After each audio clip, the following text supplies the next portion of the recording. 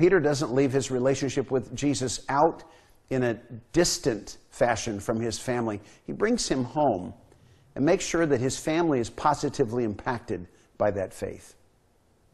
I don't know about you, but the family I was raised in didn't really bring Jesus home much.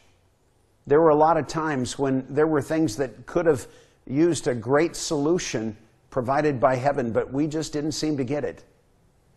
Whatever your family status today, whether you're single or married, whether you have kids or whether that's still a future possibility, but the family that is defining, the family that is in your life from here until the time you leave to go to heaven, have you brought Jesus home to your family? It's interesting as the story unfolds, telling the life of Jesus, that the life of Peter runs alongside it. The very next chapter, Peter's at work one day. His profession was fishing. And he's fished all night on the Sea of Galilee and has realized no result at all. Fished all night, caught nothing. And Jesus comes and borrows his boat and sets out from the edge of the lake to teach the people. And when he finishes, it's late morning, it's noon, and he comes back and suggests to Peter that he ought to go and set his boat up in the middle of the lake and drop the nets and catch a bunch of fish. That was completely unreasonable if you were a fisherman on the Sea of Galilee. They fished the Sea of Galilee in the night hours, not the daytime hours. The fish would come up in the shallows to feed, and they would drag the nets in the shallows in the dark, and they'd catch the fish there. That lake is 150 feet deep at the center, and it just put the fish out of reach of their nets. But Peter took Jesus' advice and went out into his professional life and took a big risk. He was going to do his professional life the way Jesus suggested.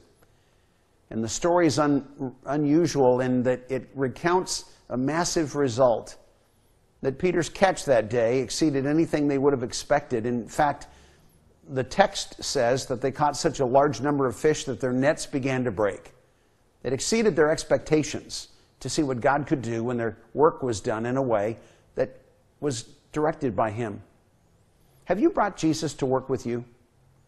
Has the way you approach your job become different because of your relationship with him?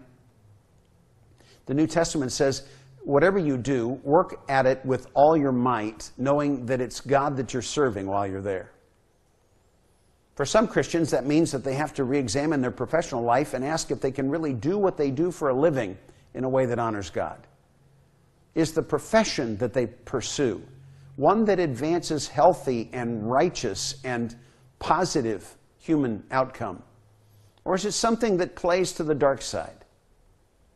And then as you go about it on a daily basis, is satisfying a customer the highest level of performance? Or is satisfying God's expectations an even greater challenge? I found in my business life that meeting God's expectations were way beyond the limitations that my customers expected. That his standards were greater than mine, and mine were greater than my customers'. And that if I could satisfy God's expectations, there was no problem satisfying my customers. You may have that mindset as you go to work every day. If not, you need to probably learn what Peter learned, and that was that your work done in a way that follows God's direction is the best way you could ever do it.